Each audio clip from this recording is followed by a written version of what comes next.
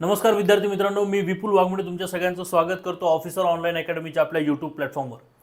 मित्रांनो, दारूबंदी पोलीस भरती किंवा आपण त्याला म्हणूया की राज्य उत्पादन शुल्क विभागाअंतर्गत 2023ची जी भरती होणार आहे, खरं तर जी जुनी जाहिरात होती त्या जाहिरातीमध्ये आता काही पदसंख्या वाढवून ही जी काही नवीन जाहिरात आहे ती आपल्याला पाहायला मिळणार आहे. यानुसार जो काही अभ्यासक्रम आहे किंवा परीक्षेची पद्धत काय असणार आहे किंवा एकंदरीत निवड प्रक्रिया काय आहे या सगळ्या संदर्भात आपण चर्चा केलेली आहे. म्हणजे जी काही लेखी परीक्षा आहे 120 मार्क्सची, बऱ्यापैकी जे काही 5 पोस्ट आहेत त्यातली चपराशी ही जर पोस्ट सोडली तर त्याला 200 मार्काचा पेपर आहे. आणि बाकीचे जे काही 4 पोस्ट आहेत म्हणजे जवान किंवा वाहन चालक असेल किंवा स्टेनोटायपिस्ट असेल, हे जे काही 4 पदं आहेत या 4 पदांसाठी 120 मार्कची जी काही पेपर आहे किंवा याच्यामध्ये चपराशीसाठी सुद्धा पेपर आहे. तर हे जे पेपर आहेत याच्यामध्ये प्रामुख्याने जे विषय आहेत ते म्हणजे मराठी व्याकरण, इंग्रजी व्याकरण असेल, त्यानंतर बुद्धिमापन चाचणी आणि सामान्य ज्ञानाचा भाग त्यामध्ये विचारला जातोय. हे विषय तुम्हाला या ठिकाणी 4 घटक जे आहेत त्या ठिकाणी तुम्हाला विचारलेले आहेत. तर मग ह्या सगळ्या घटकांचा अभ्यास जो आहे तो नेमका कसा करायचा याच्यावर तर आपण बोलूच या, पण नेमके कोणकोणती पुस्तकं यासाठी वापरली गेली पाहिजे. बऱ्याच विद्यार्थ्यांची या संदर्भात शंका होती की सर आम्हाला एखादं पुस्तक सांगा जे प्रॉपरली या परीक्षेसाठी डिझाईन झालेलं असेल. तसं पाहायला गेलं तर या ठिकाणी मी एक गोष्ट क्लिअर या ठिकाणी सांगतोय की सरळ सेवेच्या अनुषंगानं जी काही आपण त्याला म्हणूया की एकच पुस्तक जे आहे ते या ठिकाणी सफिशियंट होत नसतं, हे लक्षात घ्या. हा, नक्कीच तुम्ही PYQ जे आहेत म्हणजे TCS किंवा IBPS पॅटर्नने आतापर्यंत वेगवेगळ्या परीक्षांना जे काही पुस्तकं म्हणजे जे काही प्रश्न विचारलेले आहेत ती प्रश्नांचे ज्या पुस्तकामध्ये संकलन केले गेलेलं असेल ते संकलन तुम्ही या ठिकाणी नक्की वाचा. ते संकलन तुम्हाला या ठिकाणी नक्की फायदेशीर असणार आहे हे लक्षात घेणं गरजेचं आहे. पण आता एक महत्त्वाची गोष्ट या ठिकाणी तुम्हाला लक्षात घ्यायची आहे की आता तुम्हाला जे विषय आहेत या विषयांच्या अनुषंगानं तुम्हाला वेगवेगळं जे पुस्तकं आहेत ती वापरावी लागणार आहेत. कारण काय होतंय की जुने PYQ जे आहेत ते थोडेसे आधाराला असणार आहेत आणि तुम्हाला एक असं पुस्तक सगळ्याच विषयांचा सार असलेलं ते सफिशियंट नसणार आहे. त्यामुळे तुम्हाला वेगवेगळ्या पुस्तकातून हे सगळ्या गोष्टी कराव्या लागतील. खरं तर जे विद्यार्थी 10वी पास आहेत आणि 7वी पाससाठी सुद्धा या ठिकाणी एक पोस्ट जी आहे ती या ठिकाणी अवेलेबल असणार आहे. अशा विद्यार्थ्यांसाठी खूप मोठी सुवर्ण संधी असणार आहे. तर लक्षात घ्यायचं आहे की जी पुस्तकांची यादी आहे त्या संदर्भात मी थोडक्यात या ठिकाणी तुम्हाला एक गोष्ट सांगतो. बघा, या ठिकाणी तुम्ही लक्षात घ्यायचं आहे की जी पुस्तकांची यादी आपल्याला विचारली जाणार आहे त्या यादीमध्ये तुम्ही काय काय लक्षात ठेवायचं ते पहिले महत्त्वाचं ते समजून घ्या. ओके, बघा यामध्ये बघा मराठी हा तुम्हाला या ठिकाणी विषय असणार आहे. बघा, एक मिनिट.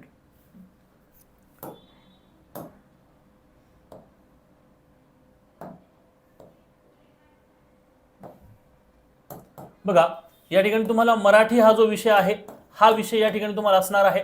ओके, सोबत तुम्हाला इंग्रजी सब्जेक्ट देखील आहे. ओके, तर आता या ठिकाणी तुम्हाला काय रेफर करायचं हे तुम्हाला क्लिअर सांगतो. बघा, ह्या दोन्ही विषयांसाठी तुम्ही बाळासाहेब शिंदे सरांचं जी काही पुस्तक आहे हे पुस्तक सुद्धा तुम्ही नक्की यूज करू शकता, हे लक्षात घ्या. हे पुस्तक तुम्हाला नक्कीच यासाठी फायदेशीर असणार आहे. ओके, आता दुसरी महत्त्वाची गोष्ट म्हणजे हे सगळं करत असताना तुम्ही नक्कीच PYQ जे आहेत त्या या ठिकाणी रेफर करायचे आहेत. म्हणजे TCS किंवा IBPS पॅटर्ननुसार जे काही प्रश्न आलेले आहेत या प्रश्नांचा जास्तीत जास्त सराव झाला पाहिजे. किंबहुना मराठी आणि इंग्रजी व्याकरणाचा अभ्यास करत असताना तुम्हाला हे लक्षात आलं पाहिजे की जे नियम तुम्ही अभ्यासलेले आहेत ते तुम्हाला जास्तीत जास्त सरावाच्या माध्यमातून पुढे आले पाहिजेत. म्हणजे हे PYQचा सराव तुमचा झाला पाहिजे आणि सराव प्रश्नांचा सराव सुद्धा झाला पाहिजे. असे सराव प्रश्न किंवा अशा काही नोट्स ज्या असतील त्या विषयांच्या या नोट्स सुद्धा आपल्याकडे अवेलेबल आहेत. या संदर्भात तुम्ही आमच्या टेलिग्राम चॅनलला जॉईन करा किंवा शेवटी जो मी नंबर देईल त्या नंबरला तुम्ही नक्की कॉन्टॅक्ट करा. तुम्हाला सर्वतोपरी या ठिकाणी हेल्प जी आहे ती केली जाणार आहे. त्यामुळे इंग्रजीसाठी सुद्धा बाळासाहेब शिंदे वापरा, मराठीसाठी सुद्धा बाळासाहेब शिंदे सरांचं पुस्तक वापरलं तरी काही हरकत नाही. ओके, सोबत जो शब्दसंग्रह आहे, ओके, शब्दसंग्रह या संदर्भात सुद्धा तुम्हाला आपल्या ऑफिसर ऑनलाईन अकॅडमीमध्ये या संदर्भात सुद्धा नोट्स ज्या आहेत त्या तुम्हाला अवेलेबल करून दिल्या जाणार आहेत, हे लक्षात घेणं गरजेचं आहे. दुसरी महत्त्वाची गोष्ट काय आहे तर याच अनुषंगानं जो पुढचा सगळ्यात महत्त्वाचा विषय असतो विद्यार्थ्यांचा की सर सामान्य ज्ञान या संदर्भात आम्ही काय केलं पाहिजे. कारण सामान्य ज्ञानामध्ये जे विषय निगडित आहेत ते म्हणजे इतिहास आहे, लक्षात घ्या. इतिहास हा विषय या ठिकाणी आहे, भूगोल विषय आहे. ओके, त्या ठिकाणी तुम्हाला नागरिक शास्त्र असं म्हटलेलं आहे. बघा, म्हणजे काही प्रमाणात ते राज्यशास्त्र असेल. ओके, पण नागरिक शास्त्र असं म्हटलेलं आहे. त्यानंतर सामान्य विज्ञान असा एक विषय तुम्हाला सांगितलेला आहे आणि अजून एक महत्त्वाची गोष्ट ते म्हणजे चालू घडामोडी. ओके, चालू घडामोडीचं सत्र या ठिकाणी सांगण्यात आलेलं आहे. आता हे जे काही विषय आहेत हे विषय तुम्हाला आहेत, म्हणजे विचार करा 1 2 3 4 5 5 विषय आणि 30 प्रश्न अशा प्रकारे हे डिझाईन जे आहे ते होणार आहे. म्हणजे एक विषय जो आहे तो त्याच्यामध्ये 6 प्रश्न तुम्हाला विचारले जाणार आहेत. ओके, तर हे लक्षात घ्यायचं आहे की इथे विषयांचा आवाका प्रचंड आहे आणि या ठिकाणी तुम्हाला जे काही वाचायचं आहे त्याच्यातून तुम्हाला फक्त 6च प्रश्न येणार आहेत.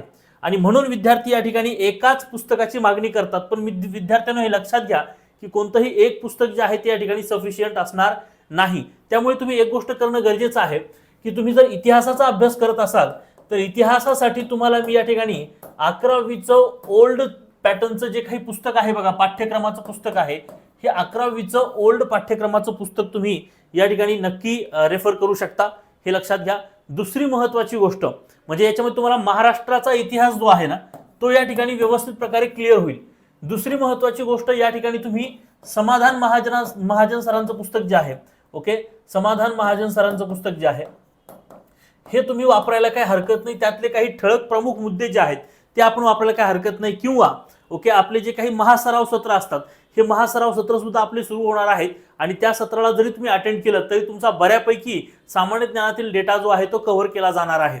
ओके, दुसरी महत्त्वाची गोष्ट, हा जो भूगोल विषय या ठिकाणी मेन्शन केलेला आहे त्याच्यामध्ये भारताचा आणि महाराष्ट्राचा भूगोल असं सांगितलेलं आहे. तर या ठिकाणी मी तुम्हाला लक्षात घ्यायचं आहे की 2 पुस्तकं तुम्ही वापरू शकता. म्हणजे दोन्हीपैकी कोणतंही एक वापरा. एक तर तुम्ही दीपस्तंभचं पुस्तक वापरू शकता. ओके, दीपस्तंभ प्रकाशनाचं एक पुस्तक आहे ते पण वापरू शकता. किंवा तुम्ही या ठिकाणी सौदी सरांचं पुस्तक सुद्धा वापरू शकता. ओके, पण दीपस्तंभाचं पुस्तक या ठिकाणी तुम्हाला नकाशा वगैरे बऱ्यापैकी दाखवून असल्यामुळे ते इझिली तुम्हाला लक्षात राहायला मदत होईल. आणि जास्त करून महाराष्ट्राच्या भूगोलावर भर असणार आहे त्यामुळे तुम्ही दीपस्तंभाला वापरायला काही हरकत नाही असं मला वाटतं. नंतर होतोय विषय तो म्हणजे नागरिक शास्त्र या विषयाचा. बघा, नागरिक शास्त्र हा जो विषय आहे या विषयासंदर्भात बघा इयत्ता 7वी 8वी 9वी आणि 10वी, बघा इयत्ता 7वी 8वी 9वी आणि 10वी चे जे काही इतिहासाची पुस्तकं आहेत या इतिहासातील पुस्तकांच्या मध्ये शेवटी नागरिक शास्त्राचे काही घटक दिलेले असतात. ते घटक व्यवस्थित प्रकारे एकदा वाचा. आणि 11वीचं आणि 12वीचं राज्यशास्त्राचं पुस्तक जरी व्यवस्थित वाचलं, ओके, राज्यशास्त्र, तरी सुद्धा तुम्हाला हा डेटा सफिशियंट असणार आहे. कारण भविष्यामध्ये जर का सपोज थोड्या हार्ड लेवलचा क्वेश्चन जर विचारला गेला तर ह्या 11वी आणि 12वीच्या राज्यशास्त्रातून तो 100% कव्हर होईल. पण बेसिक डेटा जो आहे तो 7वी 8वी 9वी आणि 10वी मध्ये हमखास डेटा कव्हर होण्याचे चान्सेस आहेत.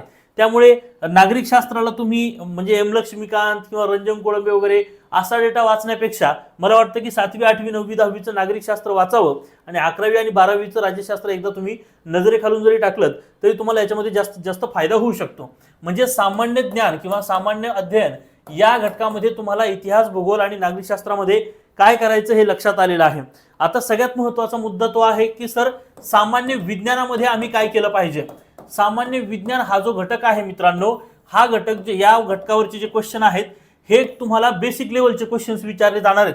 याच्यामध्ये तुम्ही 8वी 9वी आणि 10वीचं विज्ञानाचे पाठ्यक्रमाची पुस्तकं तुम्ही हमखास वाचायला हरकत नाहीये.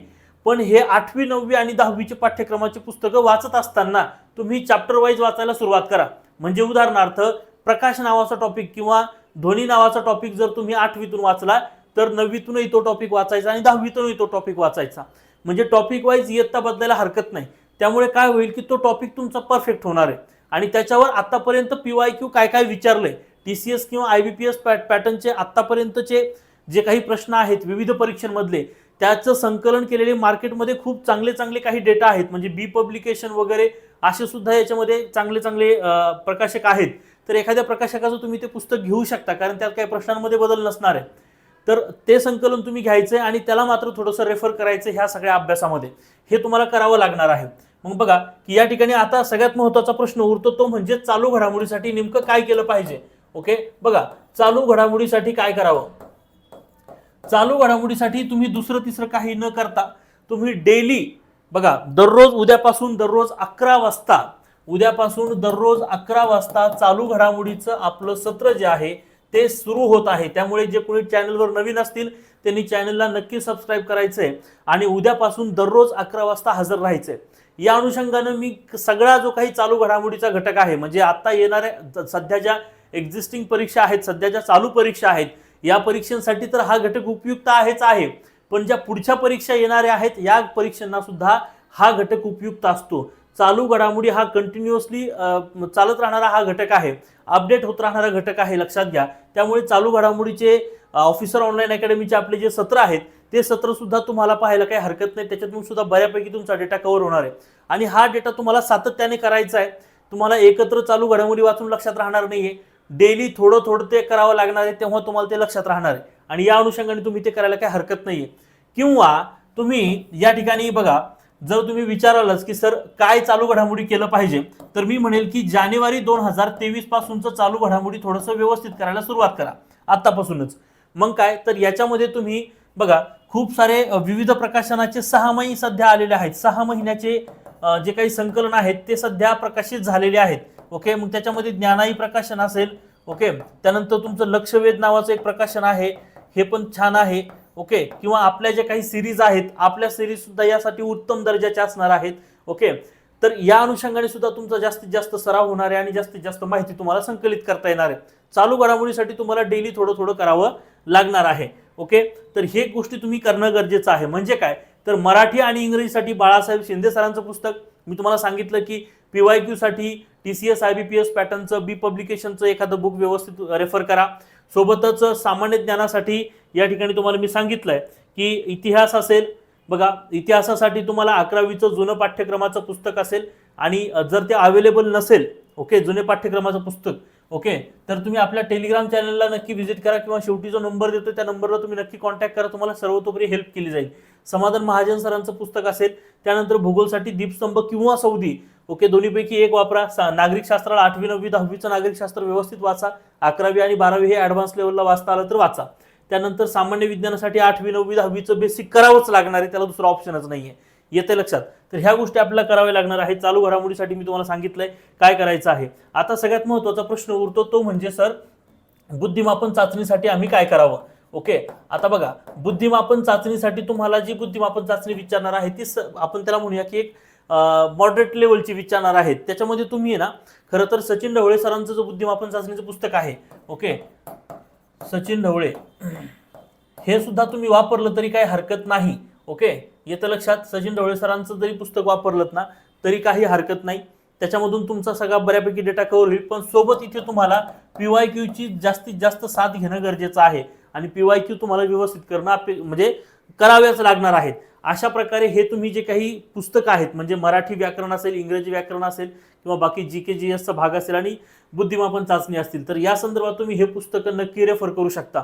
ओके, मार्केटमध्ये खूप सारे पुस्तकं असतात आणि जर तसं जर पाहायला गेलं तर सगळीच पुस्तकं चांगली आहेत आणि उपयुक्त आहेत.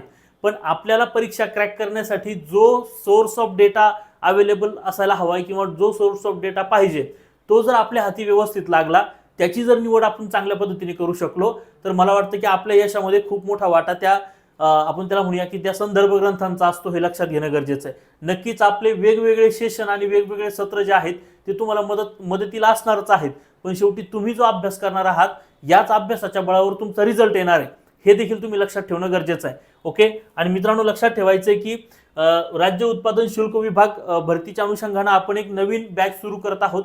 खरं तर ह्या बॅचमध्ये हे सर्वच विषय शिकवले जाणार आहेतच, प्लस या बॅचमध्ये मेंटॉरशिप सुद्धा दिली जाणार आहे. म्हणजे काय तर आपल्या प्रत्येकच बॅचेसची एक खासियत अशी असते की आपण फक्त शिकवतच नाही तर शिकवण्यासोबत त्या विद्यार्थ्याचा अभ्यास कसा चांगला होईल आणि कशा प्रकारे तो विद्यार्थी रिझल्टमध्ये येईल यासाठी आपण त्यासाठी प्रयत्नशील असतो. मग त्याच्यामध्ये त्याचे वेगवेगळ्या टेस्ट घेणं, त्याच्या MCQ टेस्ट, त्याच्या आपण त्याला म्हणूया की टॉपिक टेस्ट, वीकली टेस्ट वगैरे ह्या सगळ्या गोष्टी आपण त्याच्यामध्ये इन्क्लूड करत असतो. ओके, त्याला वेगवेगळ्या प्रकारच्या नोट्स आपण त्याला प्रोव्हाइड करत असतो. सोबतच त्याची दर आठवड्याला काउन्सिलिंग सुद्धा यामध्ये आपण घेत असतो, जेणेकरून अभ्यासामध्ये त्याला कुठे अडथळा निर्माण होत असेल तर तो अडथळा बाजूला व्हावा आणि त्याची जी अभ्यासाची स्पीड आहे ती वाढावी.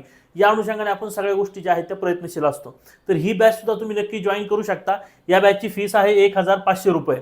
ओके, 1500 मध्ये तुम्हाला हे चारही सेक्शन आहेत ते चारही सेक्शन त्याच्यामध्ये तुम्हाला दिले जाणार आहेत, हे देखील तुम्ही लक्षात घेणं गरजेचं आहे. ओके, येते लक्षात. यासाठी तुम्हाला अधिक माहितीसाठी तुम्ही 8010457760 किंवा 8329588625 दोन्हीपैकी कोणत्याही एका नंबरला तुम्ही कॉन्टॅक्ट करू शकता किंवा आमच्या वेबसाईटला सुद्धा नक्की तुम्ही व्हिजिट करायला हरकत नाही आहे, किंवा ऑफिसर ऑनलाईन अकॅडमीच्या ॲप जे आहे ते तुम्ही नक्की प्ले स्टोअरवर जाऊन तुम्ही डाउनलोड करू शकता. ओके, तिथे देखील तुम्हाला खूप सारा डेटा पाहायला मिळू शकणार आहे. ओके, आजचं हे सत्र तुम्हाला कसं वाटलं तुम्ही सजेशन बॉक्समध्ये नक्की सांगा. आवडलं असेल तर नक्की लाईक करायचं, जास्तीत जास्त विद्यार्थ्यांपर्यंत हे लेक्चर शेअर करायचंय. चॅनलवर नवीन असाल तर नक्की चॅनलला तुम्ही सगळ्यांनी सबस्क्राईब करायचं आहे. ओके, आपण पुढच्या व्हिडिओला नक्कीच एक नवीन माहिती घेऊन भेटूया. तोपर्यंत आपण इथंच थांबूया. Thank you very much.